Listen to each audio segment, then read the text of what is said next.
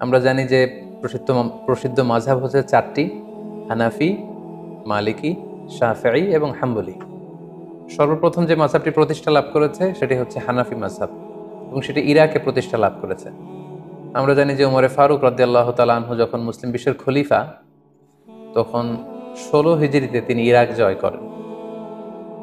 তখন ইরাকের কুফা নগরীকে তিনি মুসলিম উম্মার একটি প্রাদেশিক শহর, প্রশাসনিক শহর হিসেবে তিনি ঘোষণা দেন এবং সেই কুফা নগরীতে যে মুসলিম উম্মা আছে তাদেরকে কোরআন সুন্নাহ শিক্ষা দেওয়ার জন্য আল্লাহ রাসূল সাল্লাল্লাহু আলাইহি ওয়াসাল্লামের একজন প্রিয় সাহাবী আব্দুল্লাহ ইবনে মাসউদ রাদিয়াল্লাহু তাআলা আনহুকে তিনি মদিনা থেকে অ্যাজ অ্যান অ্যাম্বাসেডর কুফাতে তিনি প্রেরণ করেন এবং তিনি বলেন যে আপনি কুফায় যে দিন প্রচার করেন।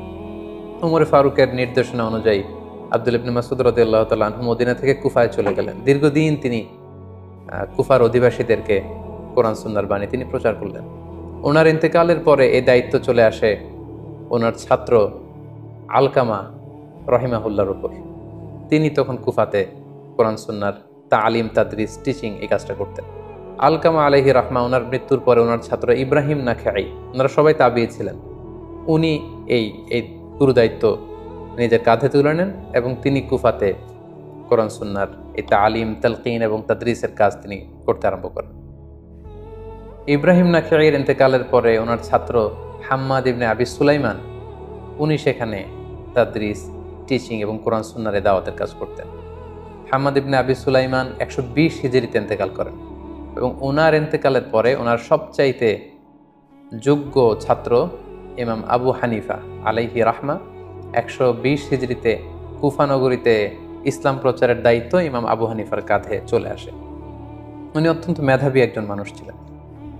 120 হিজরিতে যখন ইমাম আবু হানিফার কাছে এই দায়িত্ব চলে আসে, উনি বেসিক্যালি 80 হিজরিতে জন্মগ্রহণ করেন। ফলে 120 হিজরিতে ওনার বয়স তখন দাঁড়ায় 40 বছর। অর্থাৎ 40 বছর বয়সে তিনি কুফা নগরীর ইসলাম প্রচারের যে গুরু দায়ভার, এটা তিনি নিজের কাঁধে তুলে নেন এবং তিনি দায়িত্ব পেয়ে কিছু যুগান্তকারী সিদ্ধান্ত তখন তিনি নিয়েছিলেন। এবং আপনারা জানেন তখন ইসলাম খুব বেশি স্প্রেড হচ্ছিল, দলে দলে মুসলমানরা, লোকজন কালিমা পড়ে মুসলমান হচ্ছিল এবং নতুন নতুন অনেক ইস্যু, নতুন নতুন অনেক কন্টেম্পোরারি মাসআলা তখন আসছিল, যেটি আগে ছিল না। তখন ইমাম আল আযম আবু হানিফা রাহিমাহুল্লাহ ওনার মেধাবী ছাত্রদেরকে নিয়ে 40 জনের একটা প্যানেল করেন, একটা ফিক একাডেমি করেন এবং যত নতুন মাসালা আসতো উনি ছাত্রদের মাঝে মাসালাটাকে ছেড়ে দিতেন। ছাত্ররা অনেক ধরনের ডিসকাশন করে, আর্গুমেন্ট দিয়ে একটা পর্যায়ে যখন এটার উত্তরে পৌঁছতেন, তখন এই উত্তরটা ইমামে আজম আবু হানিফার কাছে দেয়া হতো। পরে ফাইনালি সবার কথা শুনে উনি ওইটার উপর জাজমেন্ট দিতেন, লিগ্যাল অপিনিয়ন দিতেন, সলিউশন দিতেন। এবং উনি কিভাবে সলিউশন দিচ্ছেন, কিভাবে কোরআন সুন্নাহ থেকে মাসআলাগুলো ইস্তেমবাদ করছেন, এগুলো ওনার ছাত্র মুহাম্মদ ইবনুল হাসান আশ-শাইবানি, আবু ইউসুফ রাহিমাহুল্লাহ, ইমাম জুফার, ওনারা এগুলো লিপিবদ্ধ করতে আরম্ভ করলেন।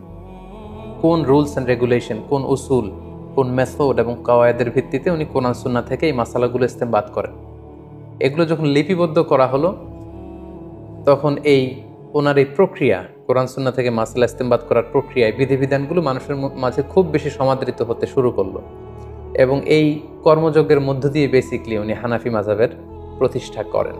ঠিক একই সময়ে ওই সময়ে মদিনাতে আরেকটি মাযহাবের প্রতিষ্ঠা ঘটে, যেটি ইমাম মালিক রাহিমাহুল্লাহর নেতৃত্বে গঠিত হয়।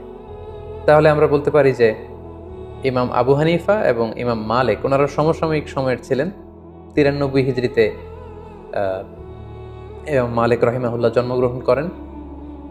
ফলে মদিনা কেন্দ্রিক উনি আব্দুল্লাহ ইবনে আব্বাস, আম্মা জান আয়েশা রাদিয়াল্লাহু তাআলা আনহু, আব্দুল্লাহ ইবনে উমর, ওনারা যেই ইলম বা ফিক প্রচার করেছেন সেটা সাঈদ ইবনে মুসাইয়েবের থ্রুতে, নাফে মাওলা ইবনে উমর ওনার থ্রুতে ইমাম মালিক সেগুলো কালেক্ট করেন এবং তিনি একটি সহিহ হাদিসের গ্রন্থ লিখেন মদিনাতে, যেটাকে মুয়াত্তা মালিক বলে পরিচিত। আমরা জানি যে বর্তমানে কালামে পাকের পরে, অর্থাৎ কোরআনুল কারীমের পরে সবচেয়ে সহিহ গ্রন্থ বলা হয় সহিহ বুখারীকে, অর্থাৎ বুখারী শরীফকে। কিন্তু ইমাম বুখারী লেখার আগে যেই গ্রন্থটাকে কোরআনের পরে সবচেয়ে বেশি সহিহ হিসেবে ধরা হতো, সেটা হচ্ছে ইমাম মালিকের লেখা মুয়াত্তা ইবনে মালিককে। উনি মসজিদে নববীতে বসে সেখানে দার্স দিতেন। ওনারও অনেক ছাত্র শাগরিদ, অনুসারী, ফলোয়ার মদিনা কেন্দ্রিক গড়ে ওঠে। এবং উনি যে রুলস অ্যান্ড রেগুলেশনের আওতায় কোরআন সুন্নাহর মাসালাগুলো ইস্তেমবাদ করতেন, সেটার আলোকে উনি একটি মাযহাব প্রতিষ্ঠা করেন, সেটাকে বলা হয় মালিকি মাযহাব, যেটাকে মাদ্রাসাতু আহলিল হাদিস বলে। আর ইমাম আবু হানিফার মাযহাবকে বেসিক্যালি মাদ্রাসাতু আহলির রায় বলে। তাহলে সংক্ষেপে যদি আমরা এভাবে বলি যে ইমাম আবু হানিফা এবং ইমাম মালিক ওনারা সমসাময়িক ছিলেন। ইমাম আবু হানিফা ইরাক কেন্দ্রিক ইবনে মাসউদ রাদিয়াল্লাহু তাআলা আনহুর যেই জ্ঞান ওনার ছাত্রদের থ্রুতে ওনার হাতে এসেছে, সেটার উপর বেস করে ইরাকে তিনি হানাফি মাযহাব প্রতিষ্ঠা করেন। একই সময়ে মদিনাতে ইমাম মালিক রাহিমাহুল্লাহ উনি মালিকি মাযহাব প্রতিষ্ঠা করেন। তাহলে এইভাবে বেসিক্যালি হানাফি মাযহাব এবং মালিকি মাযহাবের সূচনা বা গোড়াপত্তন হয়েছে। ইমাম মালিকের পরে ইমাম মালিকের ছাত্র ইমাম শাফিঈ, যে বছর ইমাম আবু হানিফা ইন্তেকাল করেন 150 হিজরিতে, ঠিক সেই বছর ইমাম শাফিঈ জন্মগ্রহণ করেন। তিনি জন্মগ্রহণ করেন ফিলিস্তিনের গাজাতে। সেখান থেকে ওনার মা ওনাকে মক্কায় নিয়ে আসেন। মক্কা থেকে মদিনাতে ইমাম মালিকের কাছে তিনি পড়াশোনা করেন। পরবর্তীতে বাগদাদে ইমাম আবু হানিফার ছাত্র মোহাম্মদ ইবনুল হাসান আশ-শাইবানির কাছে পড়াশোনা করেন। এভাবে তিনিও অনেক বড় একজন স্কলার হয়ে ওঠেন। তিনি হানাফি মাযহাবের দ্বারা প্রভাবিত হয়ে প্রথমত বাগদাদে তিনি জ্ঞান চর্চা এবং জ্ঞান বিতরণ করেন। পরবর্তীতে তিনি যখন মিশরে চলে যান, সেখানে যে তিনি যত মাসআলা ইমাম আবু হানিফা কিভাবে বলেছেন এবং ওনার সরাসরি শিক্ষক ইমাম মালিক কিভাবে বলেছেন, এগুলোকে থরলি ইনভেস্টিগেট করে উনি নিজে আবার একটি মাযহাব প্রতিষ্ঠা করেন কিছু রুলস অ্যান্ড রেগুলেশনের আওতায়। ফলে 3 নম্বর মাযহাবের গোড়াপত্তন হলো ইমাম শাফিঈর মাযহাব, যেটা মিশরে। ওনার কবরও মিশরে অবস্থিত। আমি নিজেও ইমাম শাফির কবর জিয়ারত করেছি মিশরে। আর ইমাম আবু হানিফার কবর হচ্ছে কুফাতে। আর ইমাম মালিক রাহিমাহুল্লাহর কবর হচ্ছে মাকবারতুল বাকিয়া, অর্থাৎ মসজিদে নববীর পাশে যে কবরস্থান, সেখানে ওনাকে দাফন করা হয়েছে। তাহলে আমরা পেলাম যে শুরুতে ইরাক কেন্দ্রিক হানাফি মাযহাবের গোড়াপত্তন হলো, মদিনা কেন্দ্রিক মালিকি মাযহাবের গোড়াপত্তন হলো, এবং মিশর কেন্দ্রিক ইমাম শাফিঈ মাযহাবের গোড়াপত্তন হলো। সর্বশেষে যে 4 নম্বর মাযহাবটি আছে, সেটি হচ্ছে ইমাম আহমদ ইবনে হাম্বলের মাযহাব। উনি অনেক বড় একজন ইমাম ছিলেন। উনি ইমাম শাফিঈর সরাসরি ছাত্র ছিলেন এবং তিনি মুসনাদে আহমদ ইবনে হাম্বল নামে একটি হাদিসের গ্রন্থ রচনা করেছেন, যেটি হাদিসের একক গ্রন্থ হিসেবে সবচাইতে বড় হাদিসের কালেকশন। উনি বাগদাদে জন্মগ্রহণ করেছিলেন, ইমাম শাফিঈর সরাসরি ছাত্র। সর্বশেষে উনি আগের 3টি মাযহাবকে গবেষণা করে এবং নতুনভাবে ওনার গবেষণার যে রুলস অ্যান্ড রেগুলেশন, সেগুলোর আলোকে উনি সর্বশেষ লেটেস্ট মাযহাবকে প্রতিষ্ঠা করলেন, সেটাকে হাম্বলি মাযহাব বলা হয়। এইভাবেই বেসিকলি মাযহাবের গোড়াপত্তন হয়। প্রথমে ইমাম আবু হানিফা হচ্ছেন এটার পায়োনিয়ার, তারপর ইমাম মালিকের নেতৃত্বে মালিকি মাযহাব, ইমাম শাফিঈর নেতৃত্বে শাফিঈ মাযহাব, এবং সর্বশেষে ইমাম আহমদ ইবনে হাম্বলের নেতৃত্বে হাম্বলি মাযহাবের গোড়াপত্তন হয়। এভাবেই 4টি মাযহাব গোটা বিশ্বে প্রসিদ্ধি লাভ করে এবং তালাক্কাতিল উম্মাহ হাযিহিল মাযাহিব আল আরবাআতা বিল কবুল ফি মাশারিকিল আরদি ওয়া মাগারিবিহা। গোটা বিশ্বের মুসলমানরা এই 4টি মাযহাবকে অত্যন্ত আন্তরিকতার সাথে গ্রহণ করে। কারণ গোটা বিশ্বের স্কলাররা ওনারা দেখেছেন যে এই 4 মাযহাবের 4 জন যে ইমাম, ওনারা ছিলেন অত্যন্ত মুখলিস লোক। ইখলাসের মানদণ্ডে ওনারা উত্তীর্ণ ছিলেন। ইলমি যোগ্যতা ছিল অনেক বেশি পরিশ্রম করে ওনারা এমনভাবে কোরআন সুন্নাহ থেকে এই মাসআলাগুলো, লিগ্যাল অপিনিয়নগুলো বের করেছে, যেটা আমাদের জন্য অনেক বড় একটা নেয়ামত। এবং ওনাদের এই কাজের মধ্য দিয়ে গোটা বিশ্বের মুসলিম উম্মার হৃদয়ে মণিকোঠায় ওনারা স্থান করে নিয়েছে। ফলে গোটা বিশ্বের আপনি মুসলিম রাষ্ট্রগুলোর দিকে যদি খেয়াল করেন, তাহলে দেখবেন যে সবাই এই 4টি মাযহাবের কোনো না কোনো একটি মাযহাবকে ওনারা গ্রহণ করেছেন। আমাদের বাংলাদেশে হানাফি মাযহাবের প্রচলন। বাংলাদেশ, ভারত, পাকিস্তান, আফগানিস্তান, তুরস্ক, তারপর চীনের যে অংশে মুসলমানরা থাকে, এবং রাশিয়ার যে অংশগুলো ভাগ হয়ে আলাদা আলাদা দেশ হয়েছে, যেমন তুর্কমেনিস্তান, তাজিকিস্তান, কিরগিজস্তান, এই সবগুলো দেশ এবং ইউরোপের কিছু দেশে হানাফি মাযহাব প্রসিদ্ধি লাভ করেছে। গোটা বিশ্বে যত মুসলমান আছে তাদের 1/3 হচ্ছে হানাফি মাযহাবের ফলোয়ার। এর অন্যতম কারণ হচ্ছে সর্বশেষ যে আমাদের আল খিলাফা আল ইসলামিয়া বা ইসলামী খেলাফত ছিল, সেটা ছিল উসমানী খেলাফত। এবং ওনারা ওনাদের উসমানী খেলাফত প্রায় 600 বছর ব্যাপী শাসন করেছেন। ওনারা হানাফি মাযহাবের উপর প্রতিষ্ঠা ছিলেন, ফলে ওনাদের প্যাট্রনে এই হানাফি মাযহাবের প্রচার প্রসার গোটা বিশ্বব্যাপী এত বেড়েছে। আমরা যদি পরবর্তীতে মালিকি মাযহাবের দিকে খেয়াল করি, নর্থ আফ্রিকান যে কান্ট্রিগুলো আছে সেখানে মালিকি মাযহাব প্রসিদ্ধি লাভ করেছে। কুয়েতে, বাহরাইনে, দুবাইতে এবং সৌদি আরবের কিছু অঞ্চলে মালিকি মাযহাবের অনুসারী গড়ে উঠেছে। শাফি মাযহাবের কথা যদি আমরা বলি, মিশরে সেটা আমরা দেখি যে মিশরের শাফি মাযহাবকে ফলো করা হয়। মালয়েশিয়াতে, ইন্দোনেশিয়াতে, শ্রীলঙ্কাতে, ইথিওপিয়া, সোমালিয়া এবং ইয়ামানে এই শাফি মাযহাবের অনুসারীদেরকে আমরা পাব। সবশেষে যদি হাম্বলি মাযহাবের কথা বলি, তাহলে আমরা দেখব যে সৌদি আরবের অধিকাংশ মানুষ হাম্বলি মাযহাবের অনুসারী, কাতারের লোকেরা হাম্বলি মাযহাবকে অনুসরণ করে, দুবাইয়ের কিছু স্টেটে। এইভাবে গোটা বিশ্বের মুসলমানেরা এই 4টি মাযহাবকে গ্রহণ করেছে। এবং এই 4 জন মাযহাবের যে ইমাম, ওনাদের সম্পর্কের দিকে যদি আমরা খেয়াল করি, তাহলে দেখব যে ওনারা তো একে অপরের ছাত্র ছিলেন। ইমাম মালিক আলাইহি রাহমা, ওনার সরাসরি ছাত্র ছিলেন ইমাম শাফিঈ। ইমাম শাফিঈর সরাসরি ছাত্র ছিলেন ইমাম আহমদ ইবনে হাম্বল। ইমাম আহমদ ইবনে হাম্বলের সরাসরি ছাত্র ছিলেন বেসিক্যালি ইমাম বুখারী, ইমাম মুসলিম, ইমাম আবু দাউদ সিজিস্তানি।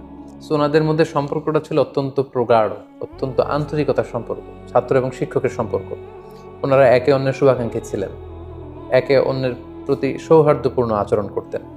এবং ওনারা যে কতটা বেশি উদার ছিলেন, ব্রড মাইন্ডেড ছিলেন, এটা আমরা ছোট্ট একটি ঘটনা থেকে বুঝতে পারবো।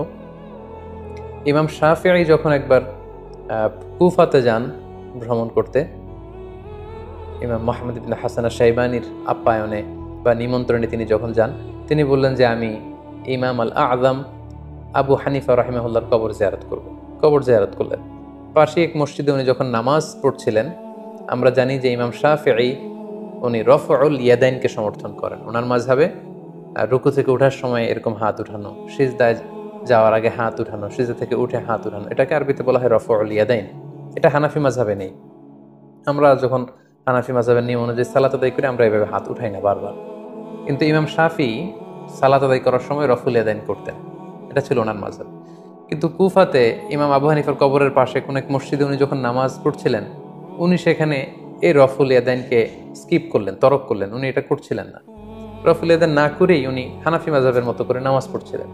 সবাই তো অবাক, এত বড় ইমাম, ইমাম শাফিঈ, যার ব্যক্তিগত অভিমত হচ্ছে সালাতে এরকম রফউল ইয়াদাইন করতে হবে, এটা সুন্নাহ, কিন্তু উনি এটা না করে কেন আজকে এভাবে নামাজ পড়ছেন?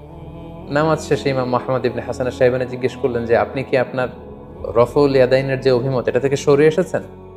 আপনি কি ইমাম আজম আবু হানিফার যে মতামত, ওই মতামতে চলে এসেছেন? উনি বললেন না, আমি আমার মতামত থেকে সরে আসিনি, আমার মতামত আগে যেটা ছিল সেটাই আছে। আমি ইহতিরামান লি আবি হানিফা, ইমাম আবু হানিফাকে সম্মান দেখানোর জন্য, যেহেতু পাশেই ওনার কবর, আমি ওনার এলাকা ভিজিট করতে এসেছি, তাই সম্মানার্থে আমার মতামতকে আমি এখানে স্কিপ করে ওনার মতামত অনুযায়ী সালাত আদায় করেছি।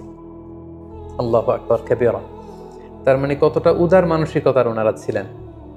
মাযহাবের ইমামগণ এক একজন কত ব্রড মাইন্ডেড পার্সোনালিটি ছিলেন, কিন্তু আমরা ওনার অনুসারীরা সামান্য ছোট ছোট বিষয় নিয়ে, যেগুলো দিনের মৌলিক বিষয়, তো মাযহাবের মধ্যে কোনো পার্থক্য নেই, ফুরুআত যেগুলো অমৌলিক ছোটখাটো বিষয়ের পার্থক্য নিয়ে আমরা একে অপরকে বাতিল বলে ঘোষণা দিয়ে দিই, কাফের বলে ঘোষণা দিয়ে দিই, ইসলাম থেকে খারিজ করে দিই, যেটি মোটেও কাম্য নয়। সম্মানিত শুধু এ পর্যায়ে আমরা আমাদের আলোচনার একেবারে শেষ পর্যায়ে চলে এসেছি। এ পর্যায়ে আমরা মাযহাব নিয়ে, আমাদের সমাজে যে প্রচলিত বাড়াবাড়ি, এগুলো নিয়ে কিছু কথা বলবো। আহলে সুন্নাতুল জামায়াতের আকীদা হচ্ছে নবীরা হচ্ছে মাসুম, ওনারা কোনো ভুল করেননি, কোনো পাপ করেননি।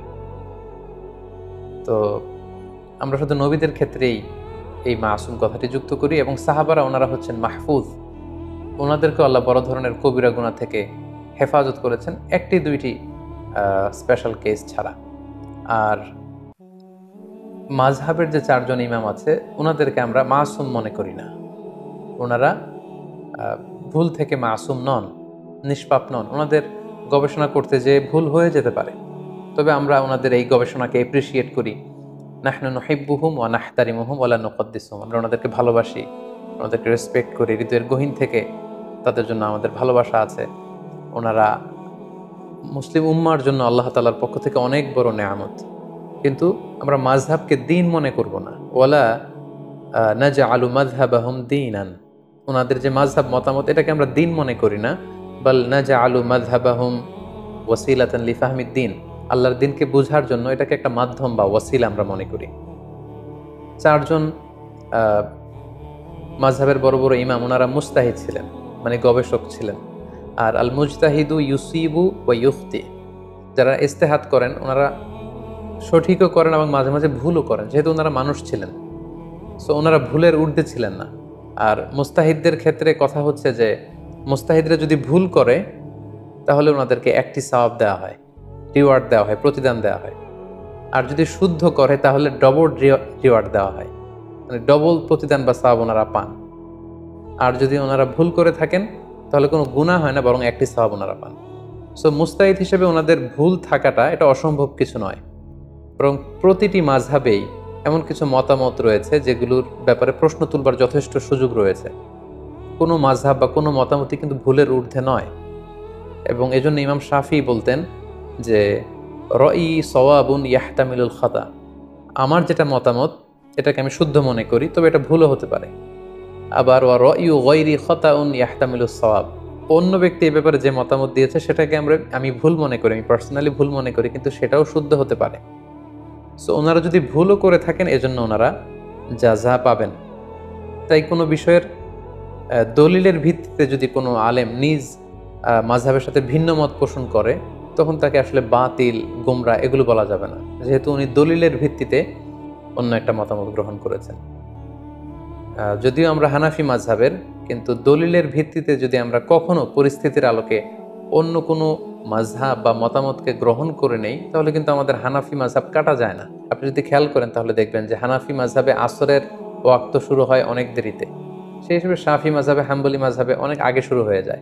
হানাফি মাযহাবের নিয়ম হচ্ছে কোনো বস্তু মাটিতে গেড়ে দিলে দুপুরবেলা এটার মূল ছায়ার পরে যদি ডবল ছায়া পরিমাণ যখন দেখা যাবে তখন আসরের ওয়াক্ত শুরু হয়। অন্য মাযহাব অনুযায়ী মূল ছায়া ছাড়া একটা ছায়া যদি পাওয়া যায় আসরের ওয়াক্ত শুরু হয়। লেটস সে আমরা এভাবে বলতে পারি যে মাগরিবের 1 ঘন্টা আগে হানাফি মাযহাব অনুযায়ী আসরের ওয়াক্ত শুরু হয়, শাফি বা হাম্বলি মাযহাবে প্রায় 2 ঘন্টা আগে আসরের ওয়াক্ত শুরু হয়। ফলে আমরা যখন সৌদি আরবে যাই, হজ উমরা করতে যাই, তখন মসজিদুল হারামে বা মসজিদে নববীতে বা সৌদি আরবের যে কোনো মসজিদে আসরের আজান কিন্তু শাফি মাযহাবের ওয়াক্ত অনুযায়ী হয়। এবং শাফি মাযহাবের অভিমত অনুযায়ী যখন আসরের ওয়াক্ত হয়, আজান হওয়ার সাথে সাথে কিন্তু আমরা মসজিদে যে শাফি ওয়াক্তে আসরের সালাত পড়ি, আমরা কিন্তু হানাফি ওয়াক্তে আসরের সালাত পড়ি না। তাই বলে আমাদের ওই সালাত কাটা যাবে, ওই সালাত আদায় হবে না, এমনকি আমরা কখনো মনে করি আমরা হজের যে দীর্ঘ লম্বা সফর, তখন তো আমরা মসজিদে নববীতে বা মসজিদুল হারামে শাফি ওয়াক্তে আসরের নামাজ পড়ি। তার মানে এই শাফি ওয়াক্তে যে আসরের সালাত পড়ছি এর পেছনে শক্ত দলিল আছে, এবং দলিলের ভিত্তিতে আমাদের মাযহাবের বাইরে যে অন্য কোনো মাযহাবের কোনো অভিমত বা মতামত আমল করলে এতে আমাদের মাযহাব চলে যায় না, বরং এটা হচ্ছে ফ্লেক্সিবিলিটি। দলিলের ভিত্তিতে প্রয়োজনে কোনো আলেম নিজ মাযহাবের বাইরে যেও অন্য মাযহাবের উপর আমল করতে পারেন। আমরা এই লকডাউনের সময়কালে ঈদের সালাতের প্রসঙ্গটা এখানে উল্লেখ করা যেতে পারে। হানাফি মাযহাব অনুযায়ী জুমার নামাজ, ঈদের নামাজ ঘরে পড়া যায় না, কিন্তু অন্যান্য মাযহাবের মতামত অনুযায়ী গোটা বিশ্বব্যাপী ফতোয়া দেওয়া হয়েছিল যে ঈদের সালাত চাইলে 2-4 জন মিলে ঘরে পড়া যাবে। এবং আমরা গোটা বিশ্বে হানাফি মাযহাবের যে সমস্ত অনুসারীরা ছড়িয়ে ছিটিয়ে আছে, আমরা অনেকেই ঘরে কিন্তু ঈদের সালাত আদায় করেছি অন্য মাযহাবের নিয়ম অনুযায়ী। ফলে আমাদের হানাফিয়াত কাটা গিয়েছে ব্যাপারটি কিন্তু এমন নয়, কারণ ওই আমলটির পক্ষে দলিল ছিল। আনাস রাদিয়াল্লাহু তাআলা আনহু একবার ঈদের সালাত মিস করেছেন, জামাত পাননি, বাড়িতে এসে ওনার ফ্যামিলির সবাইকে নিয়ে তিনি আবার ঘরে জামাত করলেন, এটাই ছিল দলিল। এবং এই দলিলের ভিত্তিতে কিন্তু আমরা অনেকেই ঈদের সালাত আদায় করেছি। তো এখানে প্রসঙ্গ হচ্ছে কোনো আমলের ব্যাপারে অন্য মাযহাবের যে মতামত দলিলের ভিত্তিতে সেটাকে যদি কেউ গ্রহণ করে তাহলে সে বাতিল হয়ে যাবে, সে গোমরা হয়ে যাবে, বা তার হানাফিয়াত কাটা যাবে, মাযহাব তিনি যে মাযহাব মানছেন সেটা কাটা যাবে, ব্যাপারটা কিন্তু এমন নয়। আমাদের বাংলাদেশে এই ব্যাপারটাকে খুব জটিল করে দেখা হয়। আমাদের বাংলাদেশের প্রেক্ষাপট হলো যে এখানে হানাফি মাযহাবের বিপরীতে যে কোনো প্রশ্নোত্তরে অংশগ্রহণ বা কোনো গবেষণার মোলাক্খাস এগুলো শেয়ার করা যায় না। আসলে কিন্তু ব্যাপারটি এমন নয়। আমরা যদি আমানা এলমিয়ার কথা খেয়াল করি তাহলে দেখব যে ইমাম আবু হানিফা বিভিন্ন বিষয়ে যে সমস্ত মতামত ব্যক্ত করেছেন, অনেক সময় ওনার হাতে গড়া ছাত্র ইমাম আবু ইউসুফ, ইমাম মুহাম্মদ ইবনে হাসান আশ-শাইবানি, ওনারা ইমাম আবু হানিফার বিপরীত মত দিয়েছেন। এমন না যে আমার উস্তাদ যেটা বলেছে আমরাও সেই মতে দিব, না, ওনারাও গবেষণা করেছেন, ওনাদের ইন্টেলেক্ট, ওনাদের রেশনাল খাটিয়ে ওনারা যদি ভিন্ন মত পেয়েছেন তো সেখানে বিরোধিতা করেছেন। সো এই ক্ষেত্রে আমাদের হাম্বল সাজেশন হচ্ছে আমরা নিঃসন্দেহে মাযহাবকে গ্রহণ করব, ধারণ করব এবং কোরআন সুন্নাহকে সহজভাবে বুঝার এবং মানার জন্য মাযহাব এটা আল্লাহর পক্ষ থেকে একটি রহমত।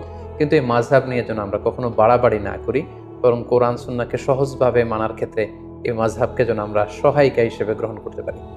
আমাদের হেদায়েতের জন্য আল্লাহ তাআলা অনেক রাসূল পাঠিয়েছেন, নবী পাঠিয়েছেন, এবং তারা প্রত্যেক রাসূল, all prophets they bearing the same mission, একই মিশন নিয়ে দুনিয়াতে এসেছেন, তাওহীদ, রিসালাত, আখিরাত।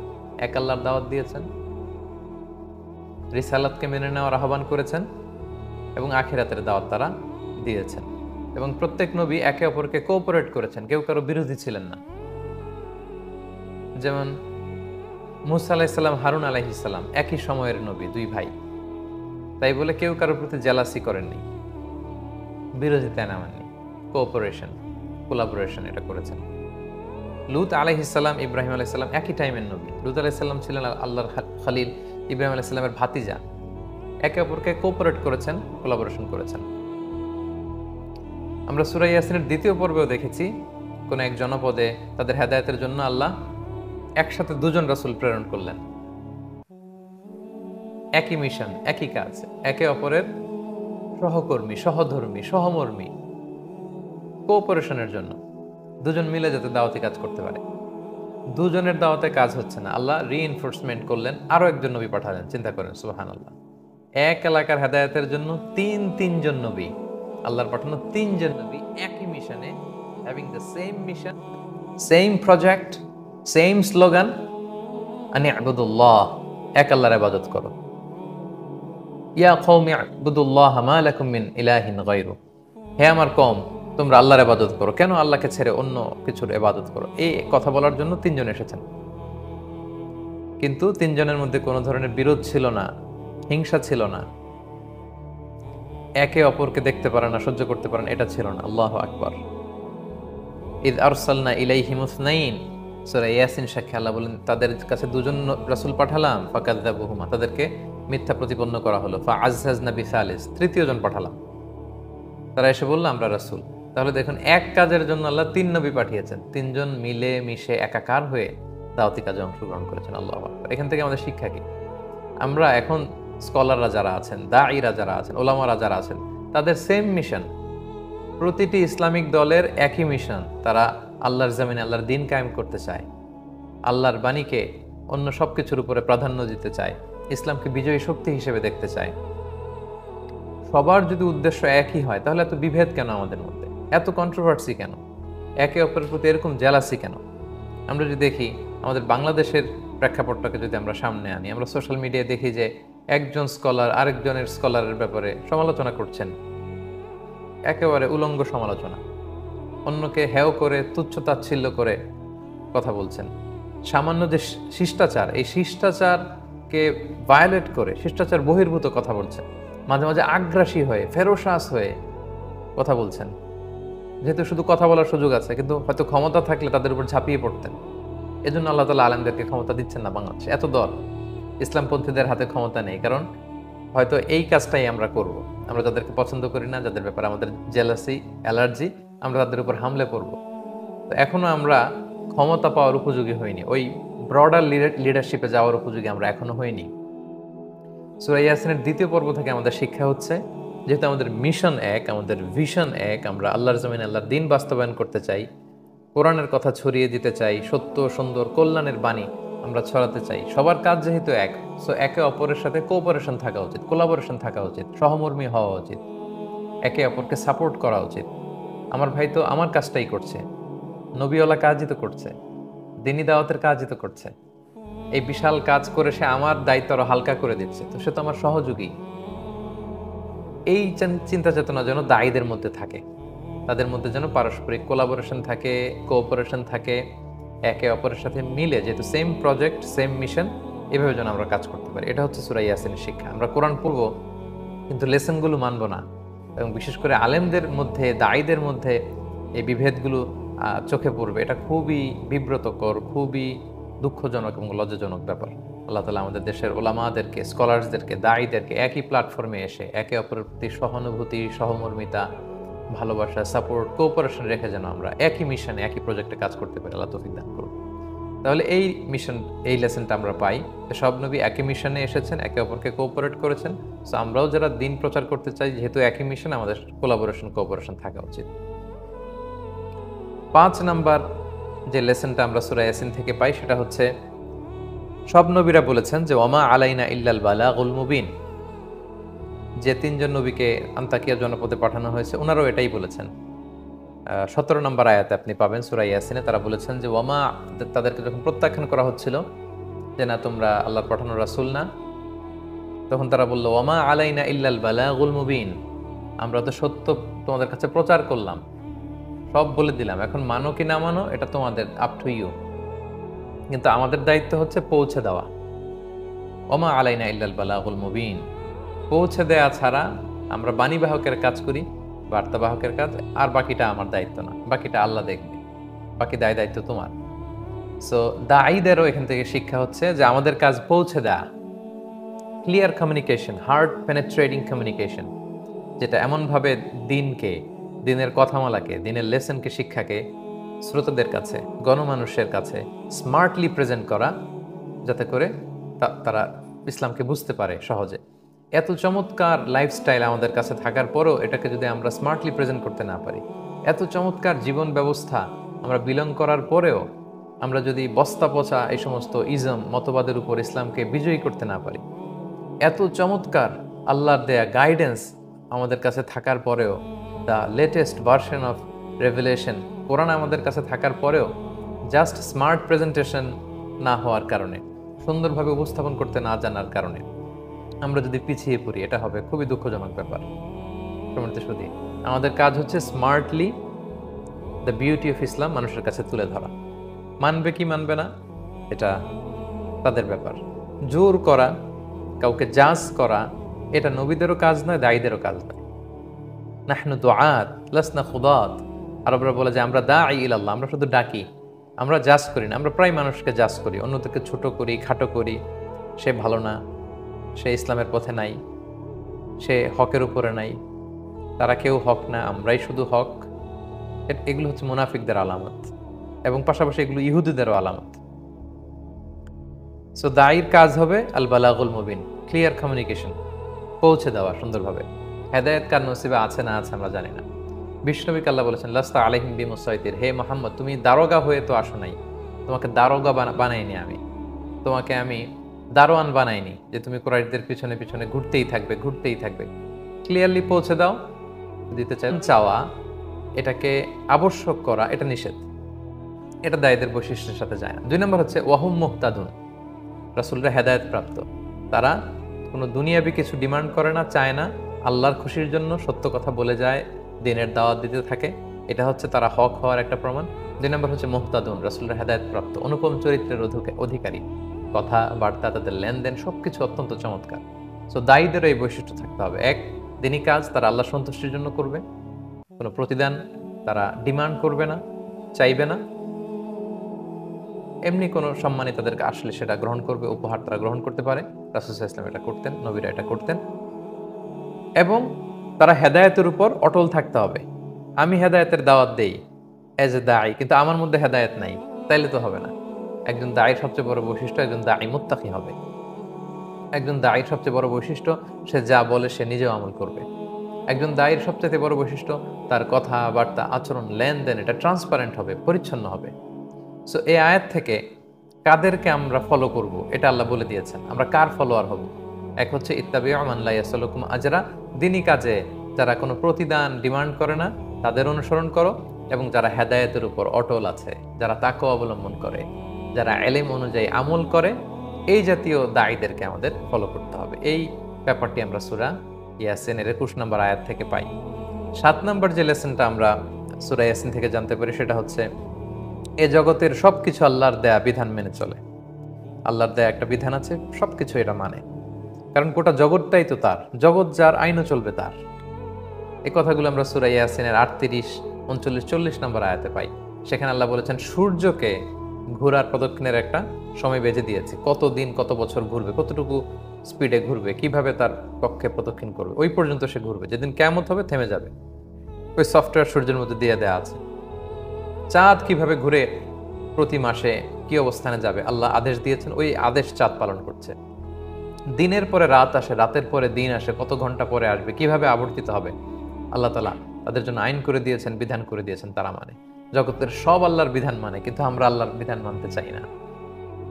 আমরা বিধান মানতে চাই না। আল্লাহ গোটা বিশ্ব যখন তিনি সৃষ্টি করলেন, সৃষ্টি করে তিনি ফাকালা লাহা, আসমানকে, ওয়ালিল আরদি, জমিনকে বললেন ইতিয়া তাওআন আও কারাহা ক্বালাতা আতাইনা তাইঈন। আল্লাহ বললেন ইচ্ছায় অনিচ্ছায় আমার কাছে আসো। তারা বললেন আল্লাহ তাইঈন, আমরা অনুগত হয়ে তোমার কাছে আসলাম। অন্য আয়াতে আল্লাহ বলেন ওয়ালাহু আসলামা মান ফিস সামাওয়াতি ওয়াল আরদি তাওআন ওয়া কারাহা। আকাশ জমিনে যা আছে সবকিছু সারেন্ডার করে আল্লাহর আইন মেনে চলে, সবকিছু।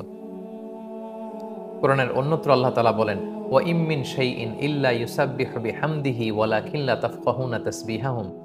এই পৃথিবীতে যা আছে সবকিছু আল্লাহর তাসবিহ পড়ে। আকাশ আল্লাহর তাসবিহ পড়ে, জমিন আল্লাহর তাসবিহ পড়ে, বাতাস আল্লাহর তাসবিহ পড়ে, সাগরের ঢেউগুলো আল্লাহর তাসবিহ পড়ে, পাহাড় আল্লাহর তাসবিহ পড়ে, বজ্রপাত আল্লাহর তাসবিহ পড়ে, পাখিগুলো আল্লাহর তাসবিহ পড়ে, বৃক্ষরাজি, মৎস্যকুল, প্রাণীকুল, পক্ষীকুল, সবকিছু আল্লাহর তাসবিহ পড়ে। আল্লাহ বলেন ওয়ালাকিন লা তাফকাহুনা তাসবিহাহুম, কিন্তু সে তাসবির ভাষা তোমরা বুঝো না, সেই কান তোমাদের নেই, তোমরা শুনতে পাও না। তাহলে জগতে যা আছে সব আল্লাহর নিয়ম মেনে চলে, কারণ পুরো জগৎটাই তার নিয়মে এই পৃথিবী চলবে। সৃষ্টি যার, বিধানও তার, আইন চলবে তার। আমরা যেন আল্লাহর দেয়া বিধানে অনুগত হতে পারি, আল্লাহর আদেশের সামনে আমরা যেন সারেন্ডার করতে পারি, মাথা যেন পেতে দিতে পারি, এই মানসিকতা আমাদের গঠন করতে হবে। এই শিক্ষাটা আমরা পাই, সবকিছু আল্লাহর দেয়া বিধান মেনে চলে।